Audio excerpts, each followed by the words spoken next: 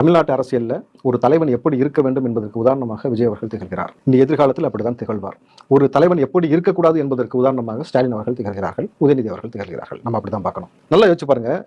ஒரு தலைவன் என்பவன் எதற்காக மக்கள் பணி செய்வதற்காக வருகிறான் என்றால், மக்களுடைய கவலையை போக்குவதற்கு, அந்த பிரச்சனையை சரி செய்வதற்கு, அவர்களுக்கான வாழ்வாதாரம், வேலை வாய்ப்பு, அவர்களுக்கான குடிநீர், அவர்களுக்கான மருத்துவம், இந்த தமிழ்நாட்டுக்குள்ள சாதிய பாகுபாடு இல்லாத ஒரு கட்டமைப்பை உருவாக்கி ஒரு நல்ல அரசியலை எடுத்து கொண்டு போவதற்கு தான் ஒரு தலைவன் இங்கே தேவைப்படுகிறான்.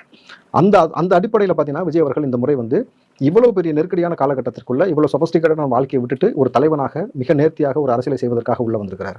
இத்தனை ஆண்டு காலம் தலைவன் அப்படின்ற போர்வையில் இங்க இருக்கக்கூடிய தலைவர்கள் எல்லோரும் என்ன செஞ்சிருக்காங்கன்னா, இத்தனை ஆண்டு காலம் நம்ம எதெல்லாம் சொன்னமோ அது எல்லாத்தையும் கெடுத்து வைத்திருக்கிறார்கள். வேலைவாய்ப்பு இன்மை ஏற்படுத்திருக்காங்க, சாராயத்தை இங்கே ஊற்றி வச்சிருக்காங்க, சாதியை இன்னும் சொல்ல போனாக்கா என்ன சொல்றது, சாதிய பாகுபாடுகள் உச்சத்தில் இருக்கிற மாதிரி செய்து வச்சிருக்கிறார்கள். இங்க இருக்கக்கூடிய குழந்தைகளுக்கு பாதுகாப்பு இல்லை, பெண்கள் மீது பாலியல் தீங்குகள் அதிகமாக போகுது, இங்க இருக்கக்கூடிய மருத்துவ கட்டமைப்பு சரியில்லாமல் போய் கொண்டிருக்கிற தமிழ்நாடு கிட்டத்தட்ட என்ன சொல்வது, ஏதோ ஒரு சோமாலியா நாட்டில் கூட இந்த மாதிரியான நிகழ்வுமா நிகழாத ஒரு வண்ணமாகவும், இது எந்த மாதிரியான ஒரு போக்கு ஆட்சி போயிட்டு இருக்குனாக்கா, மக்கள் தன்னை தற்காத்துக் கொள்வதற்காக என்ன செய்வது என்று தெரியாமல் விழி விதுங்கி நிற்பது போன்றதான ஒரு நிலைமை ஏற்பட்டுக் கொண்டிருக்கிறது. அப்போ விஜய் அவர்கள் இந்த 25 நாட்களில் ஜனநாயகன் படத்தை முடித்துவிட்டு ஜனநாயக கடமை ஆற்றுவதற்காக களத்தில் நேரடியாக இறங்குகிறார். அவர் வந்த பிறகு மாநாடு, மண்டல மாநாடு, சுற்றுப்பயணம், இது போன்ற எல்லா நிகழ்வையும் அடுத்தடுத்து இப்பவே வெல் பிளான்டா டிசைன் பண்ணி வச்சிட்டாங்க.